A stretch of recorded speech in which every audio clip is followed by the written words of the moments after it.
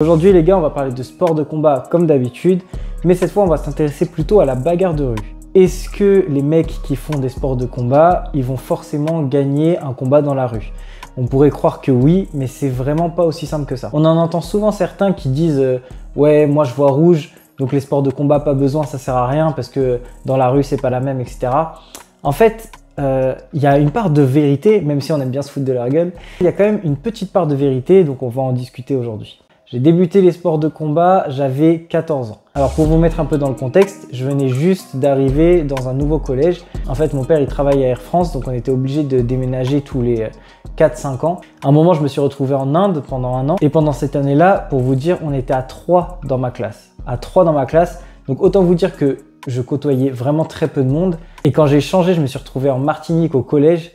Je peux vous dire que ça m'a fait vraiment un gros choc. Donc en gros, je m'étais retrouvé dans une nouvelle classe. J'étais un peu timide. En fait, j'avais pas les codes, tout simplement. J'avais pas du tout les codes parce que moi, je venais de passer un an avec très peu de monde que je fréquentais. Là, je me retrouvais dans un autre univers. J'avais vraiment aucun code. Je me rappelle la première fois, je m'étais déjà fait emmerder le tout premier jour. Je m'étais assis par terre. C'était en cours de PS. Il y avait un mec qui était venu me faire chier. Il m'avait dit ouais, ça c'est ma place, alors que j'étais assis par terre. Il m'avait dit ça c'est ma place. Il m'avait même tiré les cheveux. Et franchement, à cette époque-là, j'étais faible, on va dire, dans le sens où bon, j'étais pas très courageux et j'avais pas du tout l'habitude de ça, j'étais pas préparé à ça. Donc il m'avait tiré les cheveux et moi j'avais pas réagi. En fait, je l'avais ignoré et il avait arrêté, il s'était foutu de ma gueule par rapport à mes chaussettes parce que j'avais des chaussettes Kit Paddle. Et du coup, pendant quelques semaines après, tout le monde m'appelait Kit Paddle parce que j'avais des chaussettes Kit Paddle le premier jour de cours. Pour vous dire à quel point j'étais dans un autre monde et j'avais pas du tout réfléchi à ce qu'on pouvait se foutre de ma gueule parce que j'avais des chaussettes Kit Paddle. Donc voilà, ça a été un gros choc d'un coup et c'est pas allé en s'améliorant. Honnêtement, ça a été très difficile de m'intégrer. Franchement, je pense les 4-5 premiers mois, j'avais pas de potes. Je me faisais mettre à l'amende par un peu tout le monde. Honnêtement, c'était un peu ça. Les mecs, ils se foutaient de ma gueule, ça m'insultait, etc. Et moi, je me défendais pas. J'étais dans un club de foot. À cette époque-là, je faisais beaucoup de foot. D'ailleurs, j'étais vraiment bon. Mais les croisés, tu connais. Et même dans mon équipe de foot, malgré le fait que j'étais très bon, même meilleur que la plupart, je me faisais quand même marcher dessus, mais de fou. Moi, dans ma tête, il fallait que je sois gentil avec eux pour qu'ils soient gentils avec moi. Donc en fait, plus ils me mettaient à l'amende, plus ils m'insultaient, plus ils m'harcelaient, etc. Plus moi j'essayais d'être sympa avec eux pour leur montrer qu'en fait j'étais un mec gentil et que du coup on pouvait être potes quoi. Pour moi c'est comme ça que ça marchait. Et ça marchait pas du tout, bien évidemment. J'avais toujours des petites embrouilles, j'avais toujours des mecs qui me regardaient mal, ça se chahutait, ça se poussait un peu, etc. Je ressortais jamais vraiment victorieux de ces petites embrouilles là parce que j'avais trop peur, en fait j'avais peur de la bagarre, j'avais peur des coups. Et même si j'avais du mal à me l'avouer, en fait, c'était quand même très présent. Et c'est comme ça que j'ai commencé donc la musculation et les sports de combat. Aussi loin que je me rappelle, je me suis toujours trouvé trop maigre et je complexais beaucoup par rapport à ça. J'ai commencé la muscu pour ça et j'ai commencé les sports de combat parce que j'en avais marre. J'en avais marre d'avoir peur, j'en avais marre d'être toujours pris pour cible, de pas savoir me défendre. Donc il fallait que ça change. Donc j'ai commencé les sports de combat, c'était avec mon père. C'est lui qui m'a appris les bases. Et du coup, je me laissais un peu moins faire. Même si honnêtement, la confiance en moi, elle a pris du temps à venir. En fait, ça s'est pas fait du jour au lendemain parce que j'ai commencé les sports de combat. Déjà parce que tu as une phase d'apprentissage qui est très longue. C'est pas parce que tu commences les sports de combat que d'un coup, t'es chaud pour te taper. Et puis même au-delà de ça, même quand tu sais te battre, t'es pas forcément confiant. T'as pas forcément gagné en confiance en toi. Ça va pas forcément de pair. En tout cas, moi, ça n'a pas été le cas. Je continuais à me faire harceler, je continuais à me faire marcher dessus jusqu'au jour où tout a changé. J'étais à un entraînement de foot normal, comme toutes les semaines. Et t'avais un mec qui se foutait de ma gueule. J'avais mon ballon, il me shootait mon ballon, je devais aller le chercher et tout. Enfin voilà, c'était ce genre de truc. J'en ai eu marre, je sais pas ce qui s'est passé dans ma tête, mais je lui ai fait face et je crois que j'ai shooté son ballon aussi. Il a fait la pire chose possible. Parce qu'encore, tu te fais insulter et tout, tu peux prendre sur toi, etc. Mais là, t'es obligé de faire quelque chose. Le mec, il m'a craché dessus. Enfin, j'ai eu le déclic. Enfin, je me suis dit, mais ça peut pas passer. En fait, j'ai même pas réfléchi. Il était à distance de frappe. J'ai fait comme tous les mecs qui savent pas se battre, alors que je commençais un peu les sports de combat. J'ai fait comme tous ceux qui savent pas se battre. J'ai balancé mon plus gros crochet arrière, forcément. C'est toujours ça. Les gars, combat de rue, il y a toujours le crochet arrière qui arrive. Donc j'ai balancé mon gros crochet arrière dans son menton pleine balle, le plus fort possible. Bam! Pour apprendre à mettre un beau crochet, un vrai crochet, ça prend du temps. Hein. Donc bon, ça devait être un peu n'importe quoi ce crochet, mais j'y avais mis de l'intention, donc c'est le principal. Et le mec, il s'était mis à chialer et il a quitté l'entraînement. Pendant 6 mois, avec ses potes, il se foutait de ma gueule, etc. Ce même mec qui était en train de chialer devant moi après avoir pris une droite. Et les gars, ça m'a choqué. À quel point du jour au lendemain, tout a changé. Le jour d'après, mais tous, ils avaient une attitude tellement différente avec moi. Genre tous, ils me checkaient, tous, ils me témoignaient du respect. Alors que depuis le début, ils me traitaient comme de la merde. Ça a tout changé. Juste parce que une fois, j'ai mis un crochet. Ça a tout changé. Parce que enfin, ils me voyaient comme un mec qui était capable de se défendre. Moi, pendant tout ce temps où je me sentais pas bien, j'essayais d'être toujours plus pote avec eux, d'être toujours proche d'eux, d'être gentil avec eux, généreux, etc. En fait, tout ça, ça servait à rien. Tout ce qu'il fallait, c'était mettre une droite au premier connard. Forcément, ils victimisent les plus faibles, etc. Donc quand tu fais pas partie des mecs faibles, bah tu te fais pas victimiser, quoi, tout simplement. Et ça m'a pris énormément de temps de réaliser ça. Et franchement, la différence de traitement que j'avais après avoir tapé le mec, c'était absolument incompréhensible. Vraiment, du jour au lendemain, les mecs, tout le monde me checkait, tout le monde était pote avec moi, ça avait aucun sens, ça avait vraiment aucun sens. J'ai continué à m'entraîner en muscu, j'ai continué à m'entraîner en boxe thaï. Mon attitude, elle a commencé peu à peu à changer. En fait, quand j'ai vu comment ça fonctionnait, ben, de manière très naturelle, je me suis mis à changer. Au final, j'ai continué à travailler dur pour savoir me battre, savoir me défendre. Et pour être honnête, après même plusieurs mois, voire même plusieurs années de pratique, j'étais toujours pas confiant en réalité. Mais par contre, j'étais très différent dans mon approche. C'est-à-dire que la chose que je fuyais, donc les coups ou la bagarre, bah en fait, je suis allé totalement au devant de toutes les embrouilles, de toutes les bagarres. À chaque fois, j'étais le premier dedans. J'avais peur des coups, donc j'ai commencé le MMA. J'ai eu peur de la bagarre, donc j'étais toujours prêt à me taper. En fait, c'était ça. J'étais toujours prêt à me battre. La dernière fois où j'avais frappé quelqu'un, en fait, tout avait changé. Et en mieux pour moi. Donc, pas pour lui d'ailleurs, mais pour moi, en mieux. Le meilleur moyen de vaincre sa peur, c'est d'aller au devant de sa peur et de l'affronter à chaque fois. Et donc, je suis passé du tout au tout, du mec un peu victime, etc., au mec qui est agressif, qui est prêt à se battre s'il faut, etc., etc. Et ce qui au début était un peu de l'acting, mine de rien, je faisais un peu genre, je me donnais un peu un rôle, au final ça a commencé à vraiment faire partie de moi. Et au lycée, tu commences à grandir, tu commences à prendre un peu de l'assurance normalement. Moi j'étais toujours dans ce même schéma de j'ai peur de la bagarre, il y a beaucoup de situations dans lesquelles je suis pas confortable, je suis pas à l'aise, des mecs qui me regardent, etc.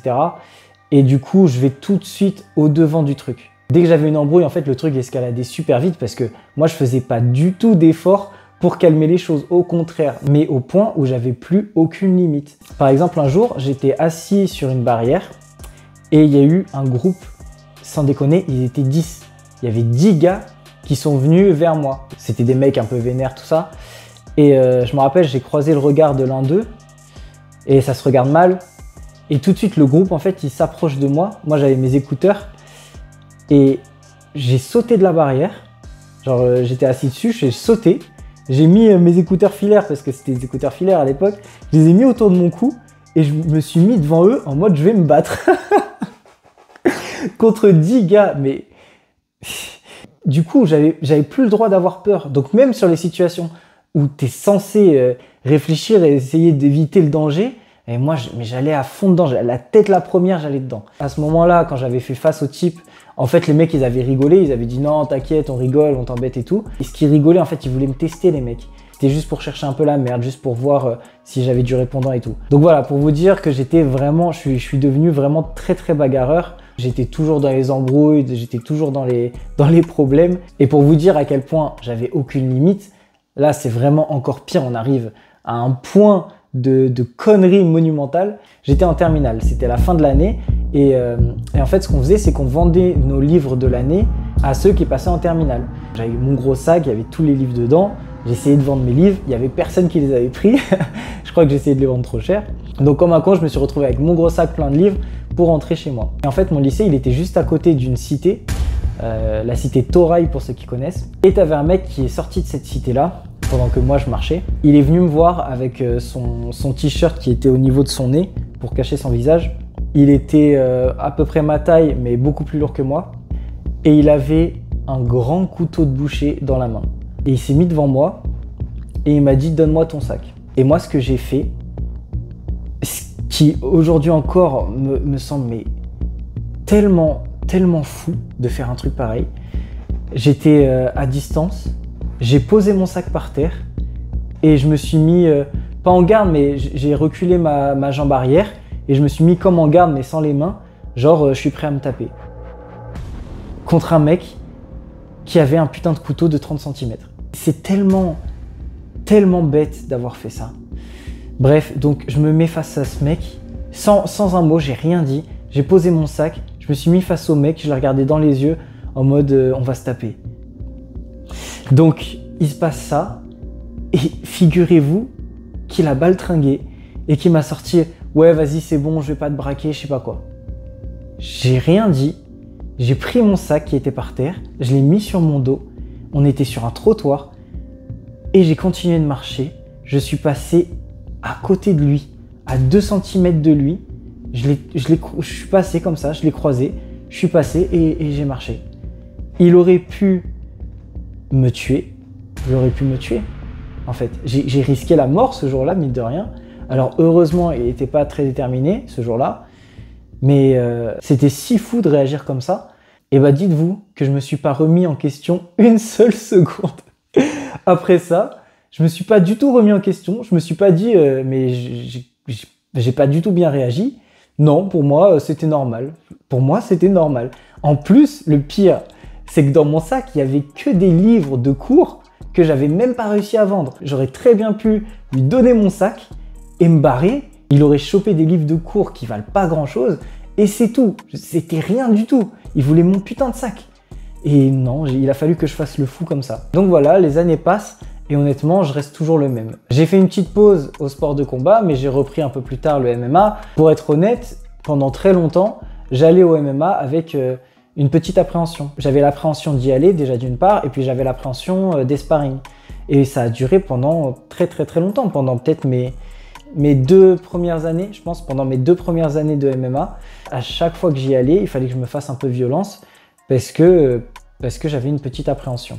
Et pourtant, à côté de ça, bah, j'étais toujours aussi agressif, toujours aussi vénère dès qu'il y avait une embrouille. On était en boîte et franchement, ça m'arrivait jamais. J'allais jamais en boîte parce que j'aimais pas ça. Je passais mes soirées à la salle, je me rappelle. Je faisais des 3 heures de musculation, c'était n'importe quoi. Mais bon, cette soirée-là, j'avais dit ok, on va aller en boîte avec des potes. Donc on était un petit groupe de potes et il y avait des meufs dans notre groupe. Et on est tombé sur un type qui traînait tout le temps. À ce moment-là, j'étais à Toulouse, il traînait souvent en centre-ville, je l'avais déjà croisé à Jean Jaurès. Et c'était un grand Renoir, je sais pas ce qu'il foutait de sa vie, mais c'était un imbécile quoi. Et jusqu'à aujourd'hui, je sais même pas vraiment ce qui s'est passé cette nuit-là. En fait, je crois qu'il allait emmerder l'une des filles de notre groupe, mais je sais même pas trop ce qui s'est passé. Il a dû l'insulter ou je sais pas, il y a eu une petite altercation. Et bref, lui, il faisait grave le fou. Le mec, il faisait grave le show, il nous insultait, il voulait se taper en fait, il voulait se battre quoi. Et dans mon groupe, c'était des gars qui étaient tranquilles quoi. Donc ils essayaient de calmer les choses, ils disaient non vas-y calme-toi et tout. Ils essayaient de séparer, ils essayaient de calmer le mec, etc. Et en fait moi, je commence à l'insulter, mais vas-y merde fils de p et tout, je sais pas quoi. Je lui dis vas-y viens on va se taper et tout. J'étais comme un ouf, Et je buvais pas, hein. Jamais bu beaucoup d'alcool, j'étais totalement sobre. Non, c'était juste, il faisait le fou, je faisais encore plus le mec chaud. Donc je lui disais vas-y viens te battre, je sais pas quoi. Et en fait au final on était un peu séparés et tout. Moi j'étais même pas dans l'embrouille de base. Mais je le voyais faire le show et tout, ça m'énervait. Pendant que mes potes ils étaient là en train d'essayer de le calmer alors que le mec le mec il cherche la merde quoi. Le mec il cherche la merde, il fait le mec qui a rien à perdre. Donc je faisais le mec qui avait encore plus rien à perdre. C'était ça ma réaction à chaque fois. Les mecs ils faisaient les fous, moi je faisais le mec encore plus fou. Et d'ailleurs ce gars-là je l'ai recroisé mais des mois après. Je l'avais recroisé dans un métro et je pense pas qu'il se rappelait de moi. Mais à ce moment-là, donc j'avais ma copine de l'époque et elle était assise dans le métro. Et lui, il était en face d'elle, mais en fait, c'était un mec qui était très grand et il avait mis ses jambes sous le siège de ma copine de l'époque. Et elle avait les jambes croisées. Et à un moment, elle décroise ses jambes et sans faire exprès, elle touche son pied. À ce moment-là, on était avec mon frère et sa copine. Et on avait déjà tous compris que le mec, il allait chercher les problèmes parce que, bon, déjà, moi, je le connaissais, mais aussi même à sa manière d'être, il faisait le mec un peu sombre. Il avait mis ses pieds juste sous le siège de ma copine de l'époque. Donc, on sentait qu'il allait chercher les problèmes et ça n'a pas loupé. Elle a touché ses pieds sans faire exprès. Elle s'est excusée direct. Elle lui a fait un signe en mode « je suis désolé ». Le mec, il s'est levé, il a commencé à lui gueuler dessus, je sais pas quoi. J'ai même pas eu le temps de trop écouter ce qu'il a dit, parce que je me suis levé direct aussi et j'ai mis une grosse droite. Donc pareil, pareil, la même chose qu'à l'époque, une grosse droite, un bon crochet arrière. Donc ça se tape dans le métro, le mec il tombe par terre, je suis dessus, je le maintiens et puis je menace de le frapper. Et puis ça se calme. En plus, il y a une vieille dame qui est venue me retenir. On sort du métro avec mon frère et nos copines. Et le mec, donc il s'est relevé, il commence encore à faire le show. Ouais, vas-y, viens et tout, je sais pas quoi. En plus, il avait une bouteille d'alcool dans la main. Donc il me menaçait avec en mode ouais, vas-y et tout. Et puis moi, évidemment, j'étais là, ouais, vas-y, viens, je sais pas quoi. Vraiment, mais incorrigible quoi. À chaque fois, c'était ça. À chaque fois, toujours dans l'agressivité. Ouais, vas-y, viens et tout. J'ai pas peur. Voilà, c'était ça que je voulais. Je ne veux pas avoir peur. Certainement pour le prouver aux autres, mais surtout pour le prouver à moi-même. C'était une question d'ego, c'était une question de ouais, je fais des sports de combat, je suis plus le même qu'au début. Donc voilà, j'étais là en train de gueuler, vas-y viens et tout, je sais pas quoi, le mec est parti. Donc voilà, c'était ça. C'était les bagarres, c'était toujours être prêt à se taper. Et mine de rien, même si c'était pas moi qui cherchais les problèmes, bah, le fait d'être toujours prêt, d'être toujours en tension, etc., bah, ça m'attirait plein de problèmes. Souvent on se regardait mal avec les mecs et tout. C'était des trucs de débile, franchement c'était des trucs de débile. Malgré le fait que j'étais du coup un peu bagarreur, etc. Et ben pour autant, j'avais pas du tout confiance en moi et j'avais pas du tout confiance en ma capacité de me battre dans la rue. Parce que bon, mis à part les deux bagarres, entre guillemets, les deux crochets que j'ai mis, ben en fait, mis à part ça, je m'étais jamais battu dans la rue. Et je le craignais toujours, mine de rien, je le craignais toujours. J'avais toujours pas confiance en mes capacités. Et la réalité, c'est que même si j'étais pas mauvais, j'avais un bon striking, etc. dans mon club, la réalité, c'est que dans la rue, c'est différent. Parce que tu peux te faire surprendre, parce qu'il y a l'environnement, parce qu'il y a la peur qui peut tout changer. Si tu tombes sur un mec qui voit rouge, comme ils disent, et qui est vraiment très agressif, qui te lance des crochets du futur, là, des crochets super larges, même si tu te dis, bon, normalement, tu as l'habitude, tu peux parler, tu connais, mais avec le stress, avec la peur, avec l'environnement qui est différent, etc., tu peux potentiellement prendre un KO, ça peut arriver. C'est pas parce que tu fais des sports de combat, même depuis longtemps, que tu es invincible et que tu vas forcément gagner contre un mec qui n'en a jamais fait. Et à cette époque-là, avec mon niveau qui était quand même plutôt bon, je pense que j'aurais pu perdre contre un mec qui n'a jamais fait de sport de combat. Si le mec, il est super agressif, qu'il a confiance en lui, par rapport au fait que moi, même si je me montrais très agressif, en réalité, j'étais pas trop confiant, par rapport à l'environnement, par rapport à la peur, etc., par rapport au fait que tu réagis pas pareil sous stress, j'aurais pu prendre un KO bête ou un KO par surprise. Ça arrive très souvent parce que les mecs ils sont pas courageux dans la rue.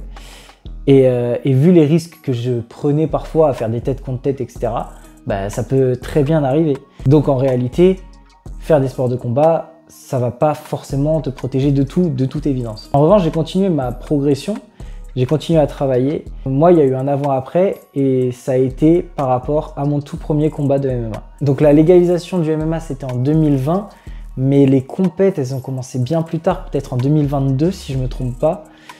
Donc en tout cas, j'ai fait le tout premier combat de France, le tout premier combat officiel de France, c'est moi qui l'ai fait.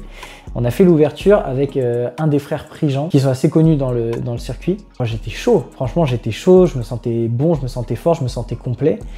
Et je suis tombé sur ce mec-là qui était très très lutteur et très sol. Et moi j'étais plus striking et j'avais pas du tout les réponses. Honnêtement, j'avais pas du tout les réponses. Et je me rappelle ce jour-là, franchement ça a été un long moment de solitude. Bon, j'ai quand même tenu 3 rounds. Et à la fin, au 3e round, il m'a eu sur un étranglement arrière. Mais franchement, j'avais pas les réponses. Il me mettait au sol trop facilement, donc ça a été vraiment une grosse remise en question et je me suis rendu compte à quel point il y avait encore beaucoup de chemin à faire. C'était mon tout premier combat et pour vous dire, j'étais persuadé que c'était du pancrace. Alors ça paraît complètement fou maintenant que c'est ultra démocratisé, la FMMAF tout le monde connaît les MMA League, etc. Mais à l'époque, c'était la première compétition qu'ils organisaient. Et je sais pas où est-ce que j'avais lu les règles, mais j'étais persuadé que c'était du pancrace. Donc en fait, qu'on n'avait pas le droit de mettre des coups au sol. Et du coup, je me rappelle le premier round, le mec il m'a mis par terre, il a commencé à me frapper dans la gueule. Et moi j'ai réagi en mode mais qu'est-ce qu'il est en train de faire le mec?